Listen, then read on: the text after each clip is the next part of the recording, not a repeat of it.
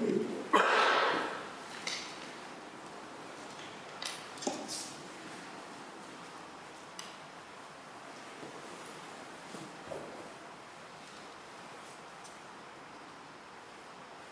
you're familiar with the pattern, if you position yourself in a way to be helpful, it's less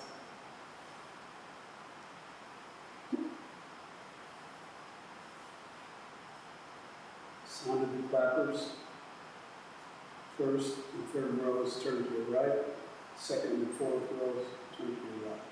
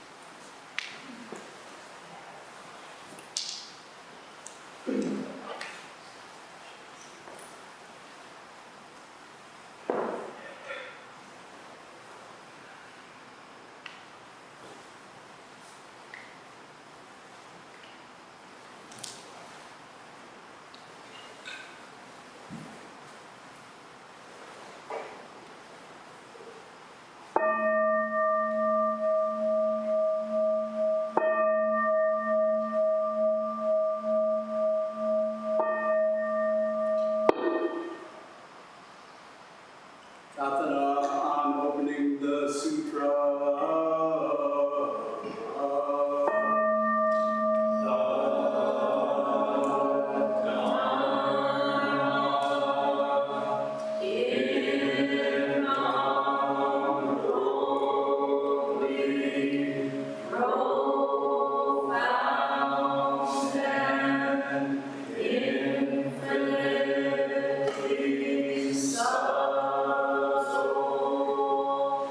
Is rarely encountered even in millions of ages. Now we see it, hear it, receive and maintain it. May we completely realize the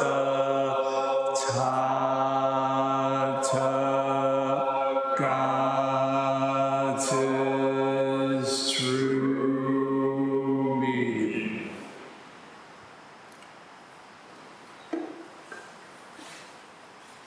All right.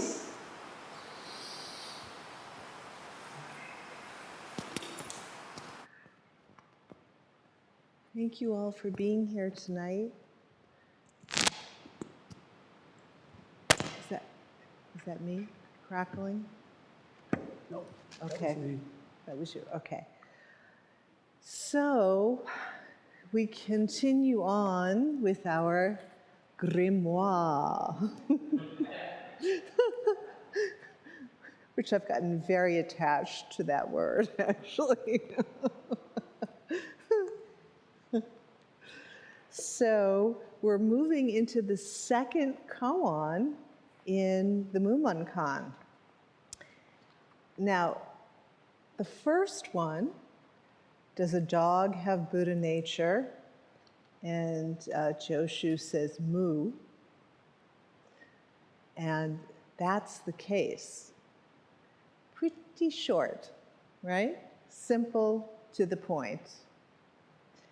And really all you do is just put your hand into that hand of mu and let it carry you and show you what it is, and make friends with mu as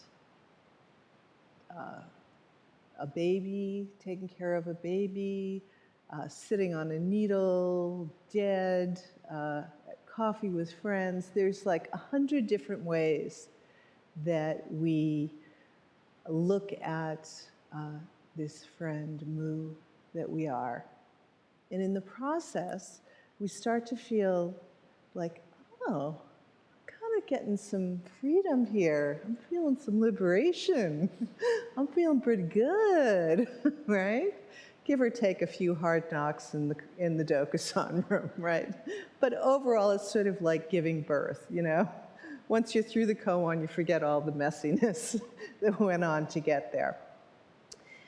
Well, interestingly, the second case is about a fox.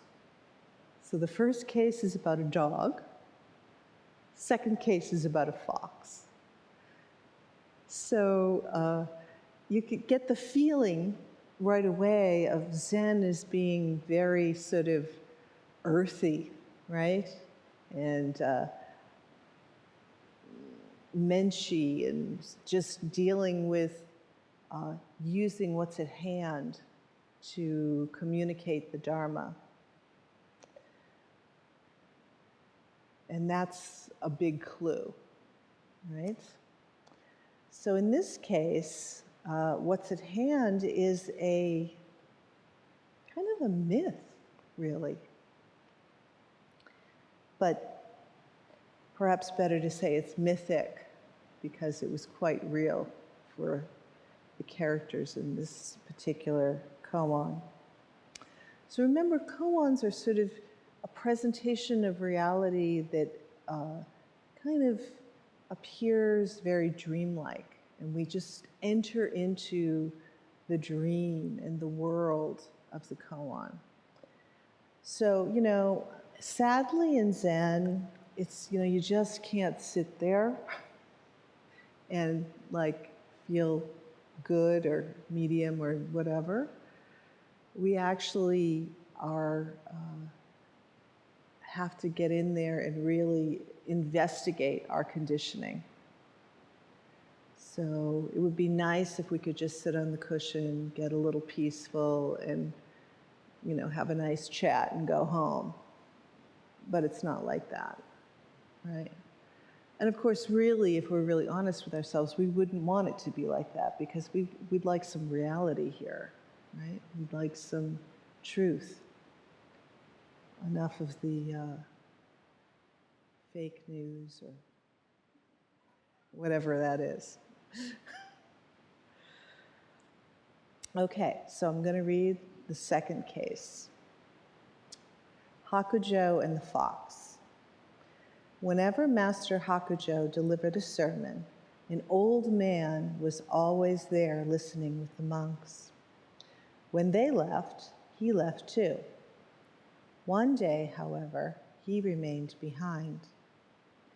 The master asked him, "What man are you standing in front of me?" The old man replied, "Indeed, I am not a man.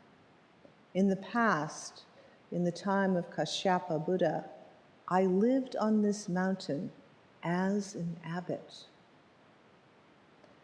On one occasion, a monk asked me, 'Does a perfectly enlightened person fall under the law of cause and effect or not?' I answered, 'He does not.' Because of this answer, I fell into the state of a fox for 500 lives. Now, I beg you, Master, please say a turning word on my behalf and release me from the body of a fox." Then the old man asked, "Does a perfectly enlightened person fall under the law of cause and effect or not?" The master answered, "The law of cause and effect cannot be obscured." Upon hearing this, the old man immediately became deeply enlightened. Making his bows, he said, "I have now been released from the body of the fox and will be behind the mountain. I dare to make a request of the master. Please perform my funeral as you would for a deceased priest." The master had the Ino strike the anvil with a gavel, and announce to the monks that after the meal there would be a funeral service for a deceased priest. The monks wondered, saying, "We're all healthy. No one is sick in the infirmary. What's this all about?" After the meal, the master led the monks to the foot of a rock behind the mountain, and with his staff poked out the dead body of a fox. He then performed the ceremony of cremation. That evening, the master ascended the rostrum in the hall and told the monks the whole story. Obaku thereupon asked, "The man of old missed the turning word and fell to the state of a fox for 500 lives. Suppose every time he answered, he made no mistakes. What would have happened then?" The master said, "Come nearer and I'll tell you." Obaku then went up to the master and slapped him. The master clapped his hands and laughed aloud and said, "I thought the barbarian's beard was red, but here is a barbarian with a red beard." Mumon's commentary. Not falling under the law of cause and effect, for what reason had he fallen into the state of a fox? The law of cause and effect cannot be obscured. For what reason had he been released from a fox's body? If in regard to this you have the one eye, then you will understand that the former Hakujo enjoyed 500 lives of grace as a fox. The verse, not falling, not obscuring, two faces, one die, not obscuring, not falling, 1,000 mistakes, 10,000 mistakes. So we're getting a little bit of whiplash here, right? Because we just sort of went through Mu, and we've passed Mu, and we've gone through all of our checking questions, and we're feeling pretty high. And then we come to this poor priest. I mean, he just answered one question, actually not even incorrectly. And the dude has to endure 500 lives as a fox. This is like a really severe punishment. Remember in Eastern cultures, like dogs and foxes, especially foxes, are really kind of like vile creatures. They're kind of like woodland spirits. They're tricksters, not to be trusted. They're not like warm, fuzzy kitties or anything, you know. And we all know about the fox in the hen house, right? So,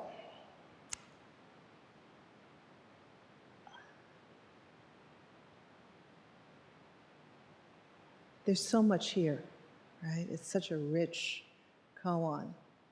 And I don't think we can do it justice in 10 minutes. So I think there's going to be like part A and part B, maybe part C.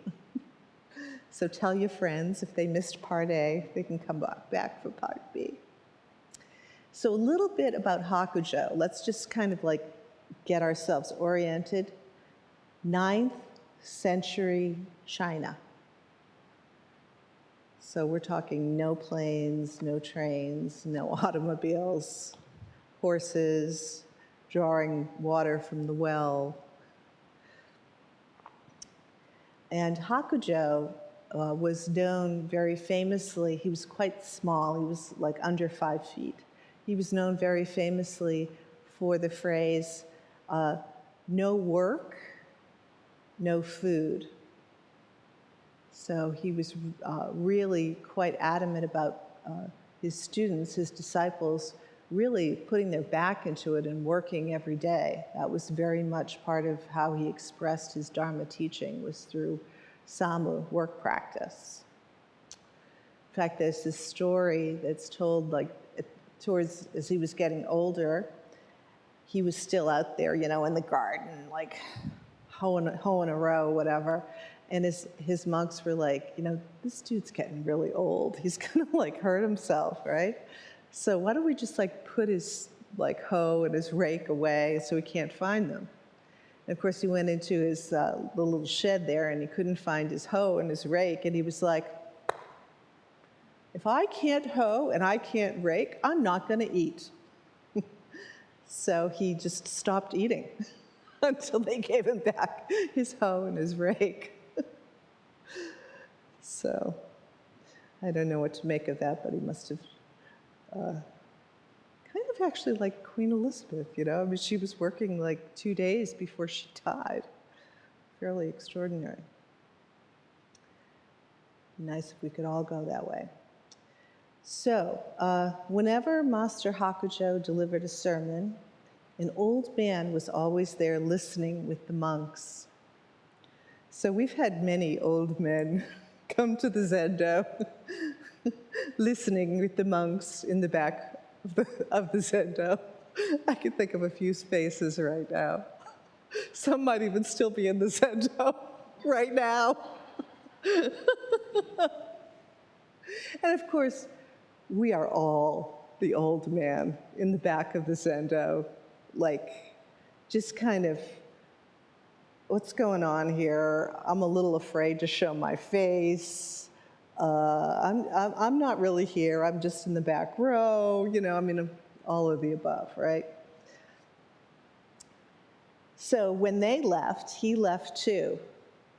So, you know, he really wasn't like warming up to asking the master any questions or getting close to the master. We can imagine what was going through his mind, you know? It is kind of hard sometimes to get close to the fire. It's like, ooh. I remember a couple of times with my teachers, I was like, oh my God, there was like this ring of like cosmic steel around them. Let's see. So one day, however, he remained behind. The master asked him, "What man are you standing in front of me?" And of course, this is like the classic Zen answer, a question. Who are you? Right? Who are you? And every time you come into Dokusan, that is the question. Who are you? Who stands before me? And the reality is, even though we know you really well, we actually don't know who is standing before us when you come into that room, because everybody is constantly changing and constantly surprising us. So there's a real sort of open field and open heart, at least on the teacher's side. You know, Rinzin always talks about how, like, when after he sees someone, he just like closes his eyes and just goes into this like deep samadhi because he wants to sort of rinse that practitioner right out of his beard and get ready for the next one, you know? Something like that. Okay, so, and this time the old man gets up some gumption and says, okay, I'm here because I'm not a man, okay? And, you know, for a Zen master, this is no big deal, because I have to tell you, so many people come before us in so many different states. It's like, it's all good, right? This is, This is just like another day in the Zendo.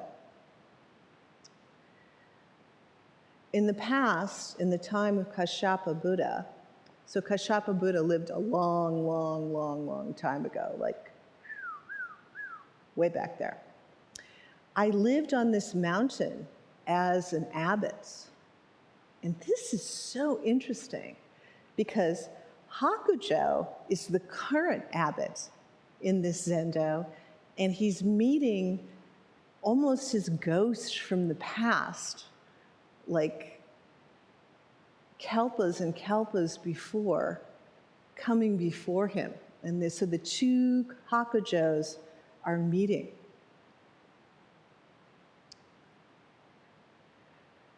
On the one occasion, a monk asked me, does a perfectly enlightened person fall under the law of cause and effect or not?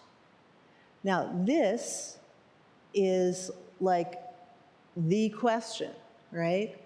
Are we going to get liberated from samsara? How are we going to do that? How are we going to know our eternal freedom? How are we going to know our face before our parents were born that is not subject to birth and death, right? How are we going to know the unborn?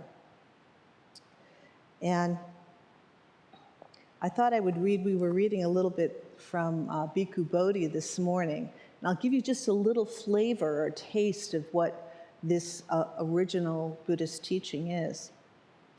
So the path of arhatship, that means when you've really gone through a lot of jhana states and you've got a really very high-level, sophisticated samadhi going on.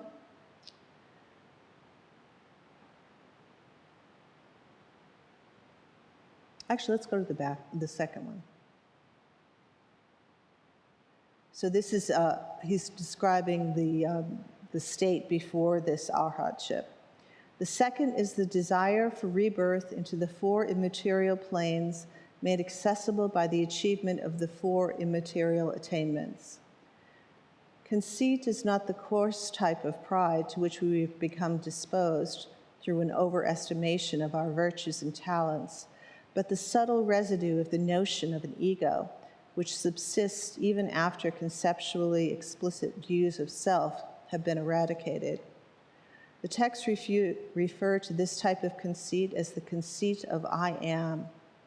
Restlessness is the subtle excitement which persists in any mind not yet completely enlightened.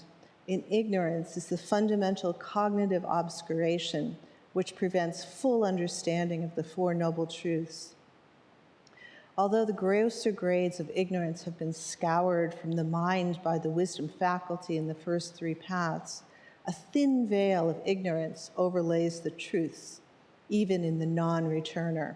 The non-returner is someone who has attained almost all there is to attain in this lifetime to reach full Buddhahood. The path of arhatship strips away this last veil of ignorance, and with it, all the residual mental defilements. This path issues in perfect comprehension of the Four Noble Truths. It fully fathoms the truth of suffering, the eradication of the craving from which suffering springs, realizes with complete clarity the unconditional element, nibbana, as the cessation of suffering, and consummates the development of the 8 factors of the Noble Eightfold Path. So it's like you are beyond, beyond, beyond, right? You have cut through everything. You are not subject to any karma, right? You got it going on. So when the monk asks the abbot, does a person, perfectly enlightened person, fall under the law of cause and effect or not? He answered, no. Right? Because that is the teaching. No. But then, what happens? wham, cause and effect, comes down on his head, right? Like big time. I mean, he didn't even do a horrible thing. He just answered like a fairly fundamental question, but just he answered a question not quite correctly. Imagine if he had been like murdering somebody or something. What would have happened to him? Or, abandoned his family, or I don't know, like threatened nuclear war, right?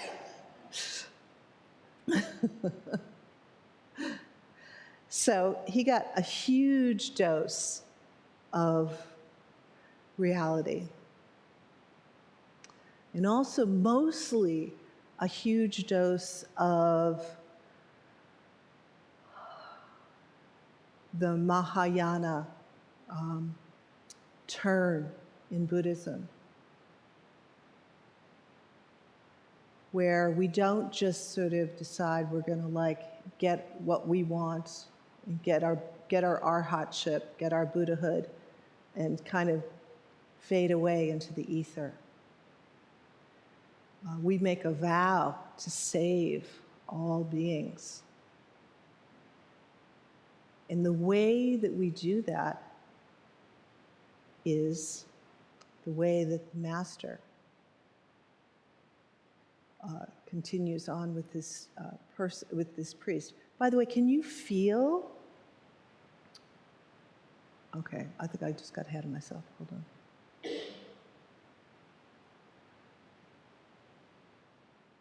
Okay, so here he is living for 500 years as a fox, like slobbering around, killing chickens, blood on his fur, like God knows what else in his fur. I mean, just really having a tough life, right?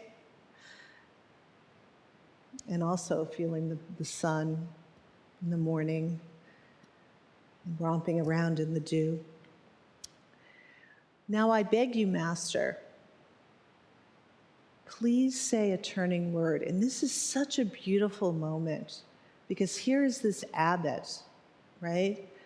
You would think, okay, how do they humble themselves to say, I screwed up so badly? Shouldn't they be like, kind of hiding it behind the vest a little bit? And just continue sort of acting as if they were a good Zen master? Why wouldn't they? And this Hakujo doesn't, because he actually wants to be authentically true to himself, and he doesn't want to yet again keep fooling himself and everybody else around him one more time. And this is so important. This is really a moment to bow to this old fox priest, right? He has the courage and the bravery to say, I'm not really getting it here. Please help me. So I beg you, Master, please say a turning word on my behalf and release me from the body of a fox. And this too is like this total trust between student and teacher. We all know when we've been in the Dokusan room where, a teacher has said something and it's like, boom, your head kind of like spins a little bit in a different direction, right? Your whole world kind of shifts a little bit. And that's like such a central part of Zen practice, that we are studying and practicing together. And we're refining and polishing each other. Just as these two abbots are doing. I beg you, Master, please say a turning word on my behalf and release me from the body of a fox. I'm really sick of killing chickens and having blood on my fur. Then the old Wangpo asked, does a perfectly enlightened person fall under the cause of the law of cause and effect or not? So he totally took the position of a student. He took the position actually of the student that asked him the question. There's something really important there. Really important about our own character that really should not be missed. And the master, the current Wangpo, said, the law of cause and effect cannot be obscured. Right? So all that lovely freedom in the emptiness, that wing of wisdom over here, you can't just go around with one wing. You need two wings, right? Cause and effect. Samsara is samsara is samsara. Life is life is life. And it does not change. Right? And we say that every Sunday. I'm of the nature to grow old. There's no way to escape growing old. I'm of the nature to have ill health, mental, emotional, physical ill health, all kinds of ill health. There's no way to escape having ill health. I am of the nature to die. There is no way to escape death. All that is dear to me and everyone I love are of the nature of change.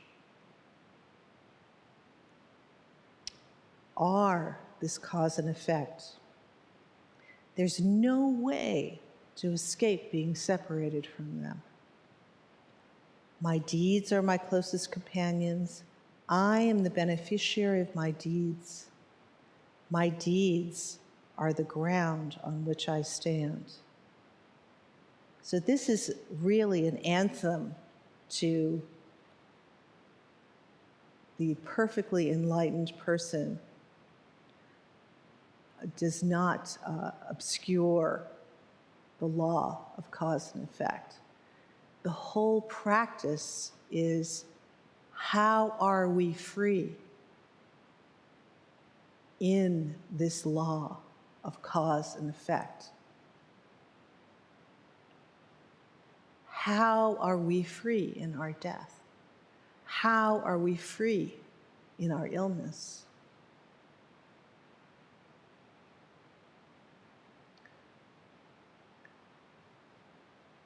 And you know, the mind really wants to reify the vastness and the boundlessness and the sort of like tiptoeing through the tulips blissfulness of it all. And it really wants to stay there. But there's no true healing and salvation until we completely integrate this Dharmakaya, this boundless, formless, totally free unbornness that we are, with Nirmanakaya, the phenomena of conditionality, the phenomena of things coming and going, the phenomena of us coming and going and changing, growing old. So we're going to stop there tonight. There's like a little bit more to go, but I think that's a really good start. So you might want to just let that kind of percolate through your heart this week and just feel, oh, boundlessness, vastness, not separate from this total, like, catastrophic fox moment that I'm having right now.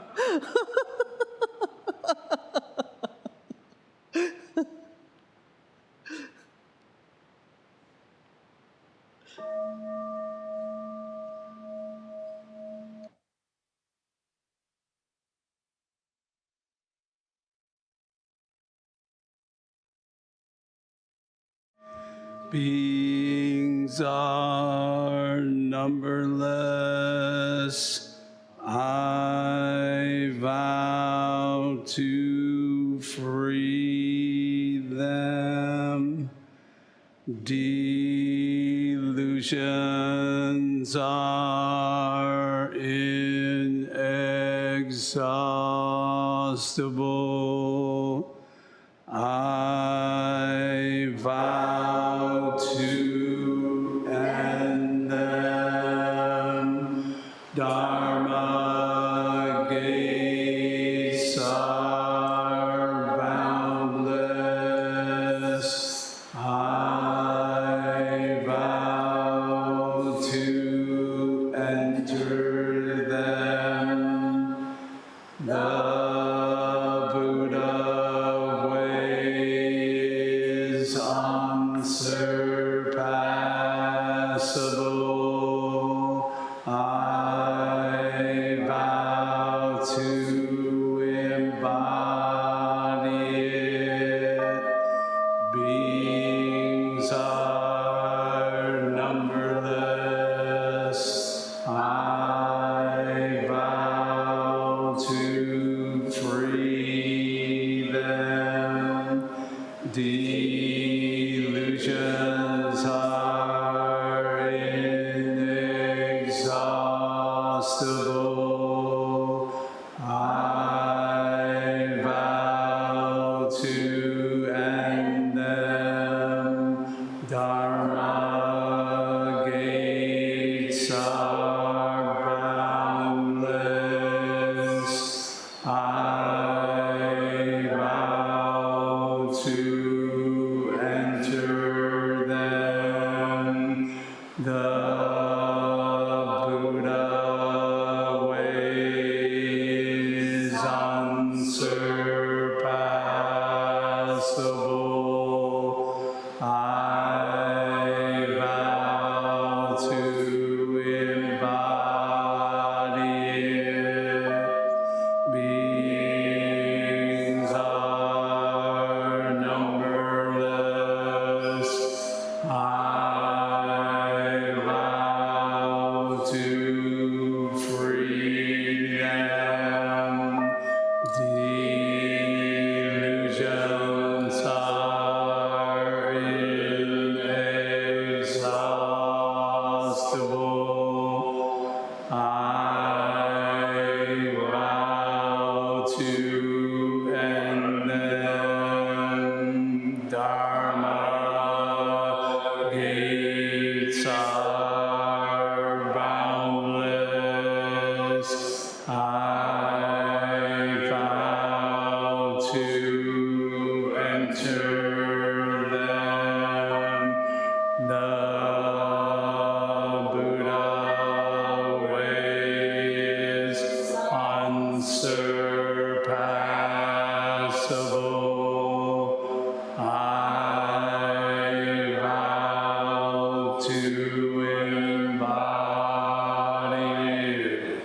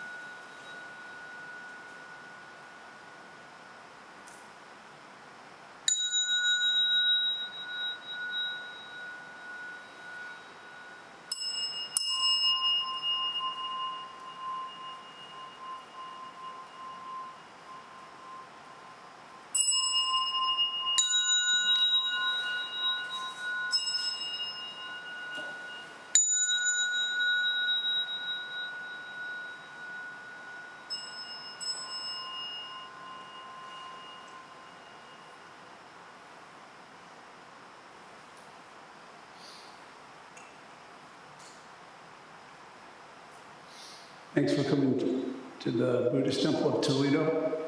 This concludes our service. Please restore the Zendo.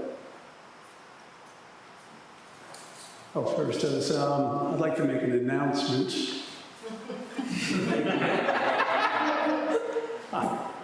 That feels good. No, this Saturday is, what's it called? The visioning for the Buddhist Temple of Toledo. It happens this Saturday from 2 to 5. And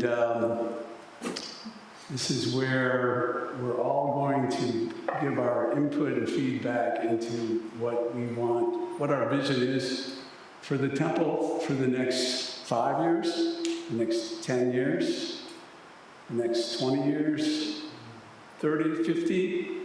50, going up to 50, yeah. 50? Okay. So it's going to be a great afternoon, and it's from 2 to 5. So put it on your calendar. If you've got a cool idea, this is the place to be. Let us know.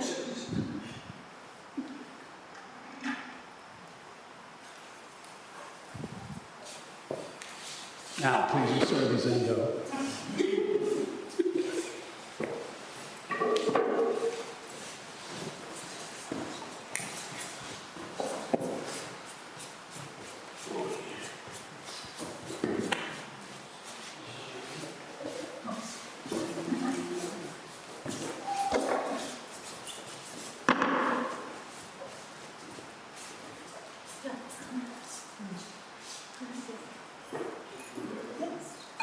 Should I look at the way do it or you want to do it?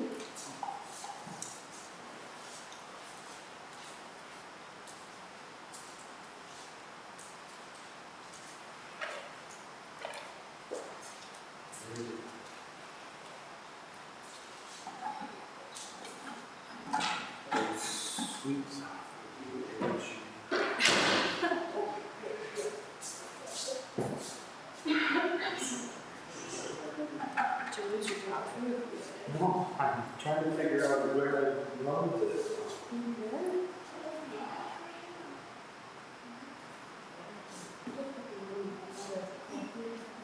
I must have stolen. I swear I got it from the chair. My mind is not. Just sign this rule. I have not.